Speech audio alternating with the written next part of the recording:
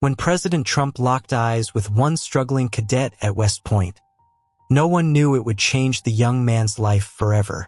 West Point wasn't the kind of place where surprises happened often. Everything was planned, timed, and executed with military precision. Schedules were set in stone, routines drilled into muscle memory. But today was different. Cadet Brandon Ellis felt it before he saw it. A shift in the air, an energy that crackled through the ranks like an electric current. It started with whispers, "Something's happening," then a sudden order to assemble. Information, no explanation, just urgency. Brandon stole a glance at his fellow cadets. Some looked tense, others were curious, but no one spoke. Then the roar of engines. A convoy of black SUVs rolled into the courtyard, gliding to a stop in perfect formation. Doors clicked open, and out stepped a team of sharply dressed men in dark suits. Secret Service. That's when Brandon knew. Moments later, the man himself emerged. President Donald Trump. The air tightened. Cadets snapped to full attention. The president walked forward with his signature stride, surveying the group with an unreadable expression. He didn't come with a teleprompter or a prepared speech. This wasn't a ceremony. This was something else. Brandon's heart pounded against his ribs. He had never seen a president in person before. Few people had. But here he was, close enough to see the crisp folds in his suit, the glint of confidence in his eyes. Trump's gaze moved deliberately across the line of cadets, sizing them up like a general before battle. Then, without warning, his eyes locked on Brandon. A split second passed, but it felt like an eternity. Then Trump pointed directly at him. "You," he said. His voice carried over the silent courtyard like a command. "Step forward." Brandon's stomach clenched. What? Why him? His boots felt heavier than usual as he stepped out of formation. He forced himself to stand tall, to push back the doubt gnawing at the edges of his mind. Trump studied him for a moment, then asked, "What's your name, son?" "Cadet Brandon Ellis, sir." Trump nodded slowly, as if turning the name over in his head. Then he asked a question that made Brandon's pulse spike. "You ever doubt yourself?" Brandon froze. The truth. Every day. He had worked his way into West Point through sheer determination. But some nights he lay awake wondering if he was good enough, if he had what it took. But this wasn't a moment for vulnerability, so he gave the answer he thought was expected. "No, sir." Trump tilted his head, considering him. Then he smirked. "That's a good answer." A pause. "But I don't buy it." A ripple of unease ran through the other cadets. Trump's voice carried across the courtyard. "Every leader doubts themselves at some point. Anyone who says otherwise is lying. The difference is what you do with that doubt." He let the words sink in before turning to his aides. "Let's give them a test." Brandon's pulse quickened. "A test? What kind of test?" Trump turned back to him. "Hope you're ready." Brandon swallowed hard. He had no idea what he was about to face, but there was no turning back now. When the commander-in-chief throws down a challenge, you don't get to say no. The words hung in the air, heavy with expectation. A test. Brandon barely had time to process it before Trump turned to his aides. "Get a team together," he ordered. "We're going to see what these cadets are made of." The tension in the courtyard shifted. Murmurs spread among the ranks, low and uncertain. This wasn't just another motivational speech. This was something different, something unexpected. Brandon stole a glance at the other cadets. Had this ever happened before? A president coming in and throwing down a challenge like this? He didn't think so. One of the aides stepped forward, scanning the group. He called out for more names, selecting them at random, or at least that's how it seemed. Each cadet stepped out of line, standing shoulder to shoulder with Brandon. Trump glanced at them, then at the officers overseeing the formation. That'll do. He turned back to the 5 cadets. Follow me. Brandon's feet felt like lead as he stepped forward. The others fell in beside him. They didn't know what they were walking into, but there was no backing out now. The group was led across the courtyard, past the grand stone buildings of West Point and toward waiting Humvees. Secret Service agents flanked them, watching everything with unreadable expressions. The atmosphere was charged, a mix of anticipation and nerves. The moment they climbed into the vehicle, the doors shut with a firm click. The engine rumbled to life, and the Humvee pulled away. No one spoke. Brandon glanced around. 5 cadets, the president, and a handful of his people, all packed into a single vehicle, heading to an unknown destination. The drive felt endless. Outside, the academy grounds blurred past. Every turn, every stop, every acceleration sent a fresh wave of tension through Brandon's chest. He didn't know whether to be excited or terrified. Finally, after what felt like an eternity, the Humvee slowed. The doors opened and they were motioned out. Brandon stepped onto a rugged training ground tucked away on the outskirts of the academy. Unlike the pristine courtyards they had left behind, this place looked like a battlefield simulation. Torn up dirt, makeshift barricades, barbed wire, and scattered debris. A staff sergeant stood waiting. His uniform was spotless, but his stance was rigid, his expression all business. He gave the president a firm nod. "Mr. President, it's ready." Trump smirked. "Good." He turned to the cadets, eyes sharp. "Here's the deal." He motioned toward the course. "Out there, somewhere is a wounded soldier. Your job: find him, stabilize him, bring him back." Brandon's stomach clenched. A search and rescue simulation. He had done similar drills before, but never under these conditions. Trump wasn't finished. "One more thing." He let the words settle, scanning their faces. Then his smirk widened. "Only one of you is in charge." The air went still. Brandon barely had time to process the statement before Trump pointed directly at him. "It's you." Brandon's breath caught in his throat. The other cadets turned to him, their expressions unreadable. Trump patted his shoulder. "Show me what you've got, son." A slow creeping realization settled in. This wasn't just about completing the mission. It was about leadership, about stepping up, about making decisions under pressure. Brandon's mind screamed with doubts, but there was no time for hesitation. The clock was ticking, and now the weight of the mission and his team was on his shoulders. But leadership isn't about being the strongest. It's about what happens when the pressure's on and there's nowhere to hide. Brandon's heartbeat hammered in his ears. He hadn't asked for this. He hadn't trained for this exact moment. But now he was in charge. The President of the United States had put him on the spot in front of his fellow cadets. And failure wasn't an option. He swallowed hard and turned to face his team. 5 of them, all sharp, all strong.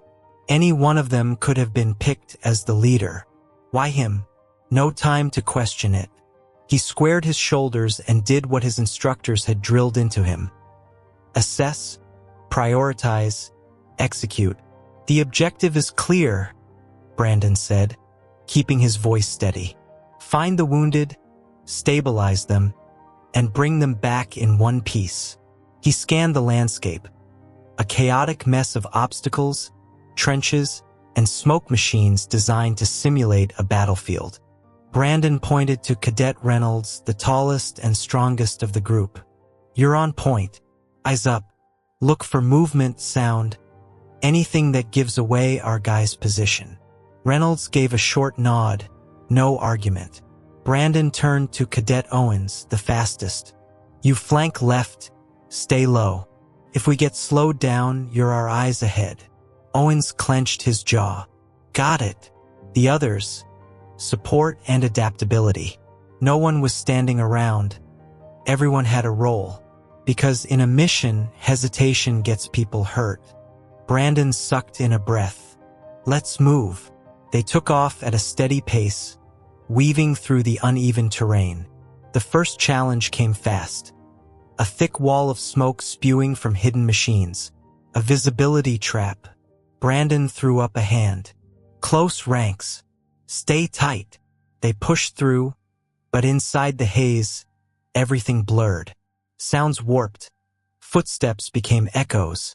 Shadows flickered where no one stood. It was designed to confuse, to disorient. Reynolds nearly veered off course. Owens caught him by the sleeve, yanking him back before he hit a low-lying tripwire. A second slower, and he would have set off a simulated explosion. Brandon's gut twisted. This wasn't a game. The test wasn't just physical, it was mental. Eyes on me, he called. We move as one. They powered forward. The smoke thinned, revealing their next challenge. A water trench, wide, deep, and cold. 2 options. Wade through, waist-high in water, slowing them down, or take the rope, strong above, but risk a fall. Brandon made the call. Rope it. One by one, Reynolds went first, his large frame making it across in seconds. Owens followed with ease. Then the third cadet miscalculated. A sharp slip, a splash. The icy water swallowed him. Brandon cursed under his breath. He and Reynolds reached down, grabbing the cadet's vest and hauling him up. His uniform was soaked, heavy. He'd be slower now. We good? Brandon asked. The cadet coughed. Yeah. No time to dwell on it. Keep moving. They ran faster now, adrenaline kicking in. Barriers crawling through dirt, climbing a 10-foot wall. Brandon's lungs burned, but he didn't stop. Neither did his team. Then they heard it. A weak, static-laced voice crackling from a hidden speaker. Help! Over here! Brandon's chest tightened. They were close. The voice was coming from a simulated combat zone. Sandbags, scattered debris, and a collapsed wooden structure. And beneath that structure lay the wounded soldier. Brandon dropped to his knees beside the dummy, his hands moving on instinct. Simulated injuries. Broken leg, unconscious but breathing. Stabilization first, he ordered, adrenaline surging. Tourniquet the leg. Keep the airway clear. Owens ripped open the med kit. Reynolds secured the head. Every movement had to be precise. Then a voice boomed through the speakers. 1 minute left. Brandon's pulse spiked. They had to move now, but the last stretch wouldn't be easy. Because getting there is one thing. Getting out, that's where everything goes wrong. Brandon's heart slammed against his ribs. 1 minute. 60 seconds to get the wounded soldier back. The team moved fast, securing the dummy onto a makeshift stretcher. Owens took one side, Reynolds the other. Brandon and the remaining cadets supported the weight as they pushed forward through the simulated combat zone. The final stretch of the course was brutal. Flashing lights, simulated gunfire, and deafening explosions shook the ground beneath them. It wasn't real, but it felt real. Brandon's arms screamed in protest, his legs burned. Every muscle told him to slow down. Then disaster. Reynolds misstepped over a chunk of debris. His foot caught, he lost his balance. Hard. The weight of the dummy shifted. The entire stretcher lurched sideways. Owens barely caught it in time. Brandon's gut twisted. They didn't have time for this. Back up. Lift together, he shouted, voice raw. They adjusted, hoisted the stretcher again, and forced their way through the last 30 yards. 5 seconds left. The finish line was a blur of motion, shadows, and pounding adrenaline. And then silence. They had made it. Brandon dropped to his knees, hands on his thighs, gasping for air. Around him, the others did the same. Had they done enough? A slow clap echoed through the stillness. Brandon looked up, chest heaving. Trump stood at the edge of the course, watching. His expression was unreadable. "Not bad," he finally said. "Not perfect, but not bad." Brandon wasn't sure if that was a compliment or an insult. Then Trump motioned toward him. "Walk with me." Brandon hesitated. His uniform was soaked in sweat. His muscles ached. His hands still shook from exertion. But when the president gives you an order, you follow.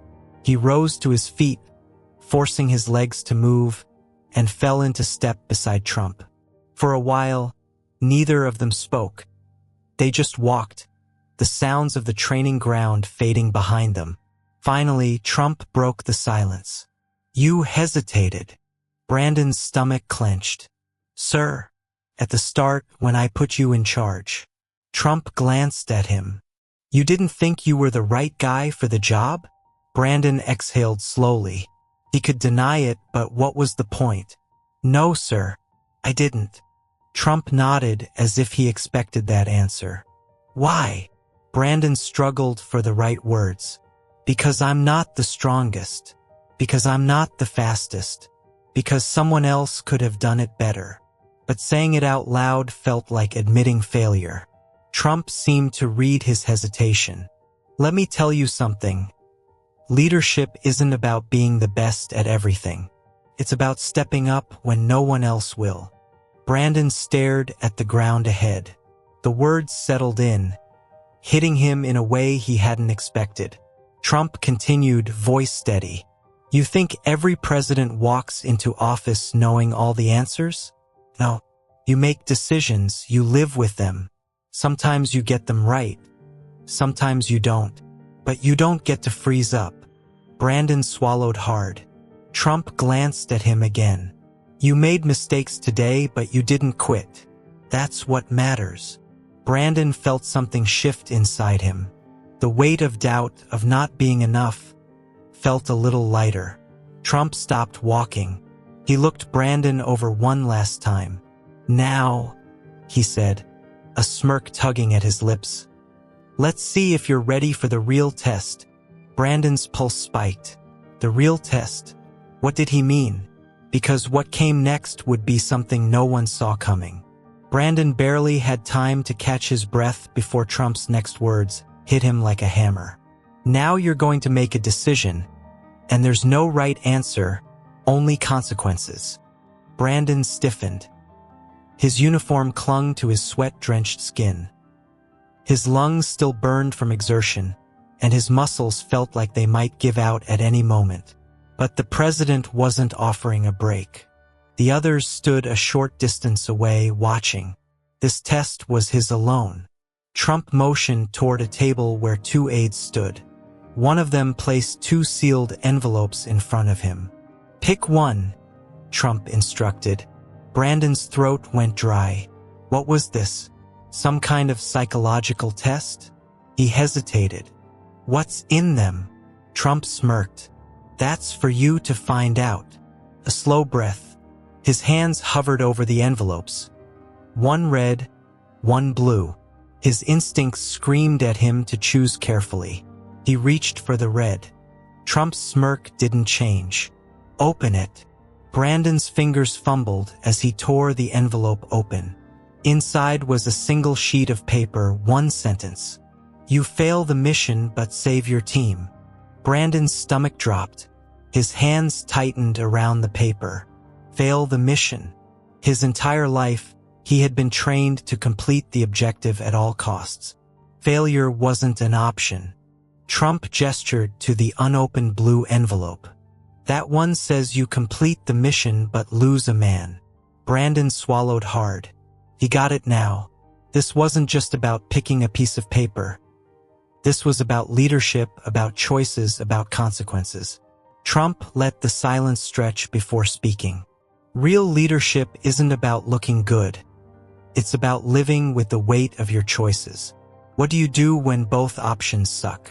When people are looking to you, hoping you make the right call, but knowing deep down, he tapped his chest.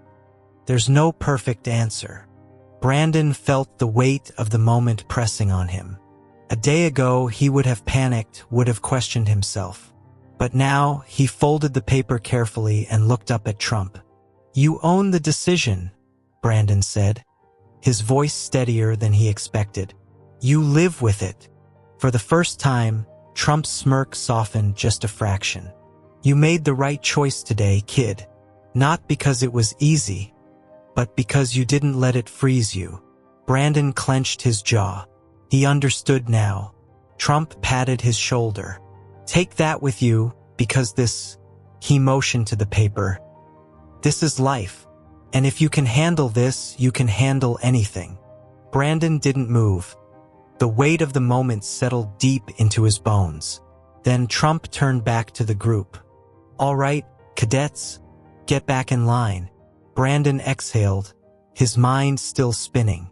He walked in today full of doubt. He was walking out different. But the lesson wasn't over yet. Brandon stepped back into formation, his body exhausted but his mind racing. The other cadets gave him quick glances, some with quiet respect, others with curiosity. They had all been tested physically today, but what had just happened between him and the president, that was different. That was something only he had experienced. Trump turned to the group, his hands in his pockets, his eyes sweeping over the formation. "You're not always going to have time to think.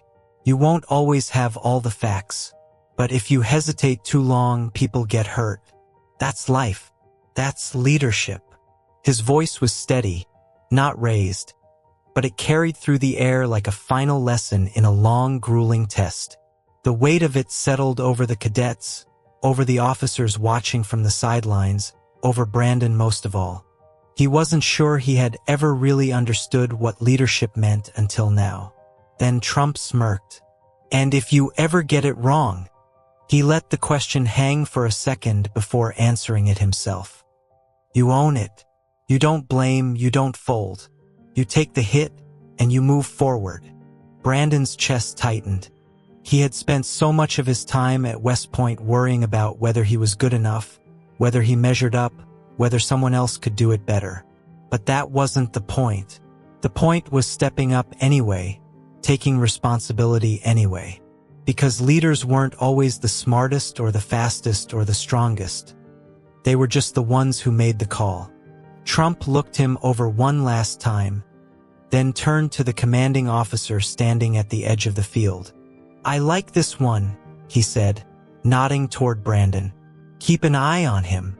Brandon felt a ripple of something in his chest. Not pride exactly, something deeper than that he squared his shoulders. He stood a little taller as the convoy prepared to leave. Trump glanced back at the group. His tone was lighter now, but the lesson was still there. Remember, leadership isn't about you. It's about what you do for others. With that, he climbed into the SUV. The doors shut, engines rumbled, and the convoy pulled away, leaving the training ground behind. Brandon exhaled, watching until the vehicles disappeared from sight. The moment was over, but something inside him had shifted. This morning, he had doubted his place at West Point. Now he knew he belonged, and that changed everything. Some lessons come in the form of books, lectures, and training drills, but the ones that stick, the ones that shape us, they come from moments like these. If you took something from this story, hit that like button, subscribe, and let us know what's the biggest leadership lesson you've learned in life.